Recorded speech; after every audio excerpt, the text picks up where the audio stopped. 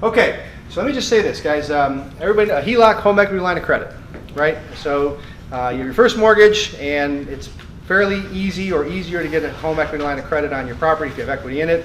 My brother-in-law just built a house, and with values skyrocketing here, my first advice was, hey, go get a HELOC. Go get a HELOC. You may never have to use it, but go get it. He went and applied and got like a $60,000 home equity line of credit. It's a checkbook, which you can draw on at any point. And so the HELOC, what is the phrase we use? The HELOC hack. And Michael is very familiar with this as well. The Wittens have been the true exemplary and the example of how to use it.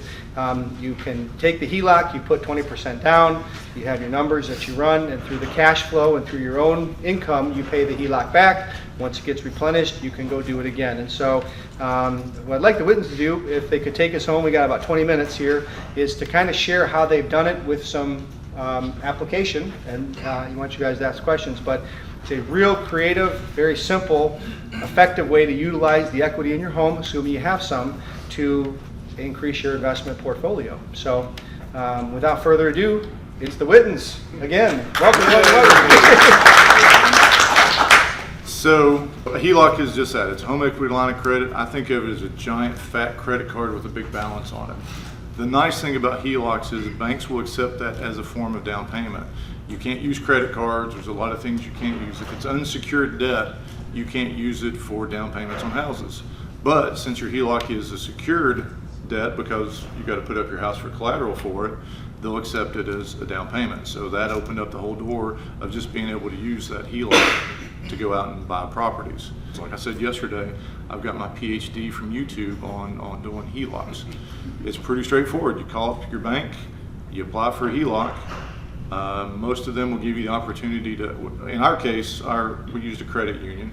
We could either do a 90% loan to value, which means whatever value my house was, they give us 90% of that as an interest only, or we could do an 80% with interest and principal. So we decided to do the 80% with interest and principal. We're a little nervous about the interest only at the time. If I were doing it now, I checked the other day, my credit union will give you now 100% interest only. So I've thought about going back and redoing my HELOC to get even more on my big giant credit card. And the way it worked is when we first did this, we decided to go ahead and take the HELOC out, and at the time we had about $60,000-ish worth of equity in our home, and we still had a primary mortgage on it of about 60 or 70. So we just went ahead and took the HELOC out, and then during the coaching with VIP, they said, you know, you could take that HELOC, redo it, and make it the first lien on it and get rid of your mortgage. And we're like, okay. So they said, take your HELOC, pay off your first mortgage, pay all that principal down, get out of the first mortgage, and then you just have the HELOC payment. And they showed us in the numbers, I think we were saving around $60,000 in interest payments that we would have paid over the period of the rest of the mortgage. The mortgage we had. And I mean, we had a good mortgage at the time too. Yeah, it was like at the time it was like a 3.5% interest loan, which at the time was amazing. We'd started with like a 6 or 7, refinanced it a couple of times, and finally got it down to like 3%. But even at that, the HELOC, which was a 3.99%, paying it off with just the simple interest, we got it paid off a lot quicker. Now the trick to all this is you got to make sure you got enough personal cash flow that's positive. So they always recommend have at least $500 worth of positive cash flow in your personal finances, which means whatever you spend every month is less than what you bring in every month by at least $500. So for that, we use the VIP spreadsheets that they offer, and we routinely go back and recalculate, okay, what are our expenses, what is all the income coming in, make sure those numbers still are what we think they are, so we know for sure we have that positive cash flow. And then I guess one thing you left out there was, as soon as we took the money out of the HELOC, we paid off the first mortgage, the bank immediately, like a month, 2 later, we could basically reapply for the HELOC and increase the available line of credit up to that full 80%. So it jumped from a $65,000 line of credit up to like $145,000. About $150,000 line of credit, but it already had about 65 on there from the primary mortgage, from the first mortgage. At the time, we fortunately been able to pay off my student loans, and the only loans we really had at the time was that mortgage. And we're double, we're dinks, we're dual income, no kids, so all we had was cash flow at that point. We were fortunate and blessed enough at that time when we did that to be about $10,000 a month of just disposable cash, just free cash flow. So it took us about 6 months to pay down the primary mortgage. I think you're forgetting where we started. I mean, at the time we first filled out the cash flow cruncher, I think it was about $4,000 or $5,000. It was about $4,000 or $5,000. And then we used the HELOC, what was available there, to buy investment properties.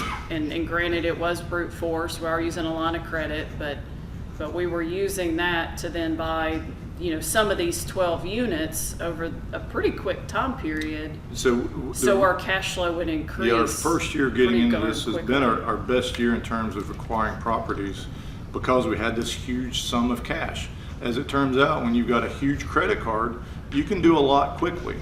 The bigger your credit card, the faster you can move. So we got our first duplex after we started this in June of 2018. We bought a single 3 months later in like October, and we bought a quad in December because we had this giant credit card that we could just down payment. Now when you do that, you've now maxed out your credit card, so you have to sit there and wait as you're cash flowing onto it. So every month we dumped all of our paychecks on it, we dumped all of our rent payments on it, and it starts to go down. And a few months later, we're ready to go invest in something else. I mentioned it yesterday, we should have probably invested in more houses, but we went investing in oil. Bad idea, wrong channel, shiny object. Bobby, don't chase down the shiny objects. Ooh, look, shiny object. But the purpose the is, steps there the that, steps there that we were are, doing was all that income that's coming in, it's put onto the HELOC. And so that basically just serves as the payment every month. And then we would just draw out of that each month for expenses.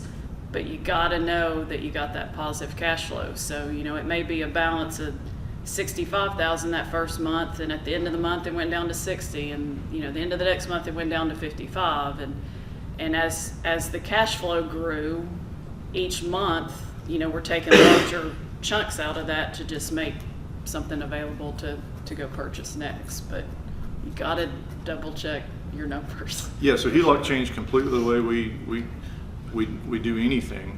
Now, last few times we've applied for loans, they'll want to look at your bank account, right, and they'll go, "You have $2 in your checking account. Why do you want a $100,000 loan from us?"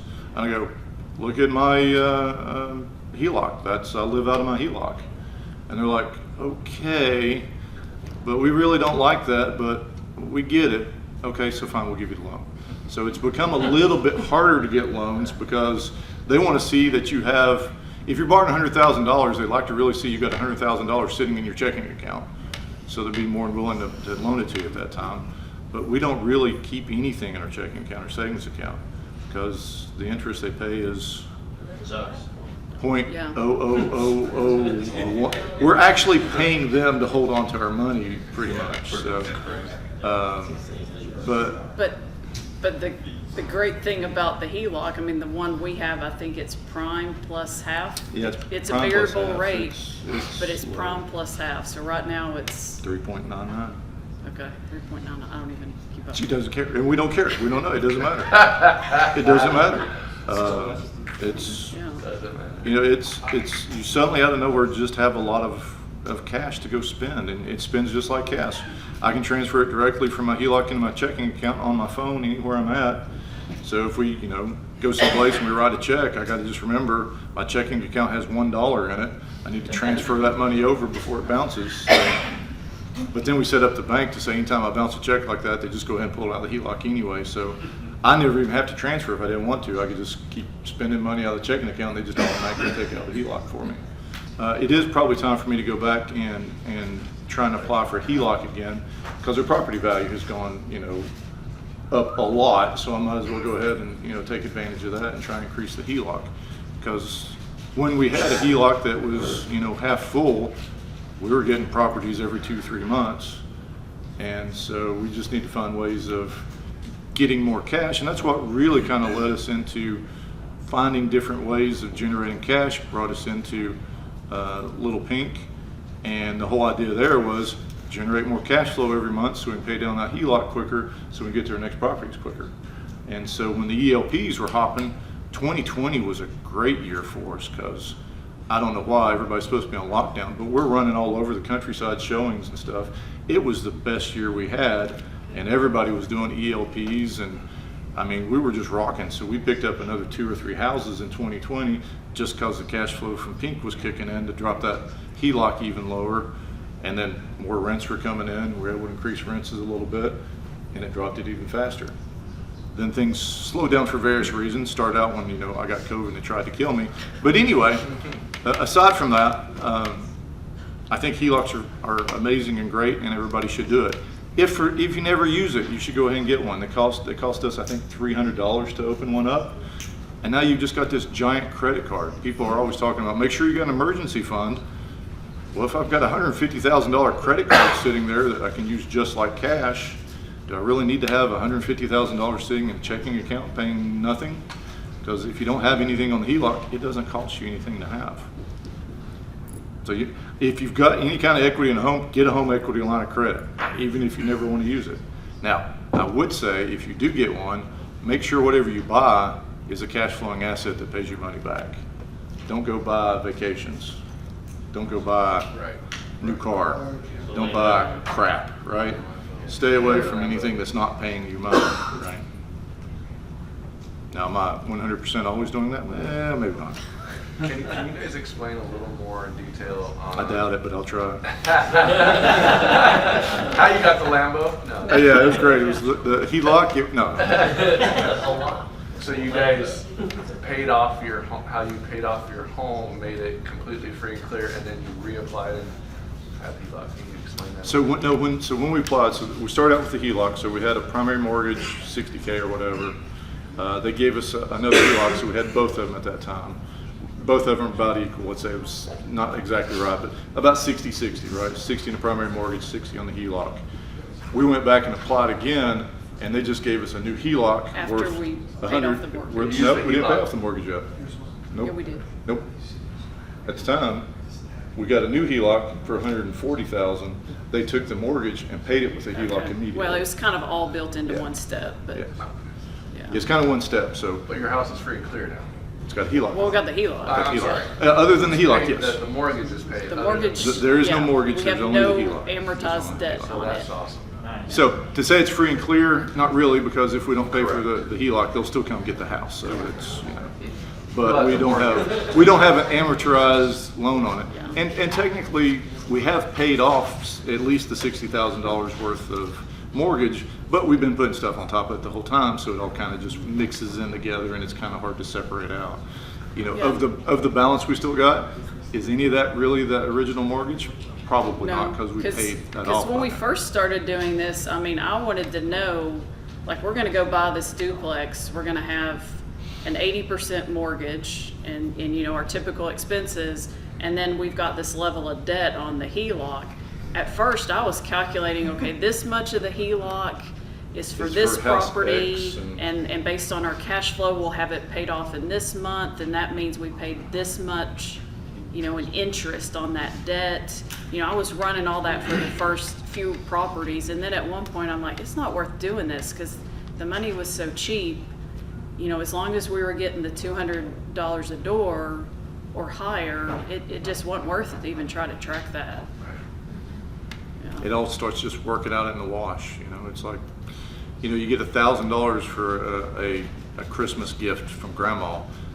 You put it in your checking account. Do you really know where that went at that point? It's kind of the same thing at that point. All right, so guys, I would say if you have any other questions, let's hold them until we get to the tailgate party. I forgot that's what we call it, the tailgate party. So More drinking. yes. Well, first and foremost, thank you, Wittens. Appreciate Yeah, you no. guys letting you guys know. All right, so day one was vision. I hope that we painted a picture for you. Day two was money. I hope you have a good handle on everything we talked about today. And tomorrow is going to be action. How do we put it together? How do we tie it down? What's the plan when you guys walk out the door?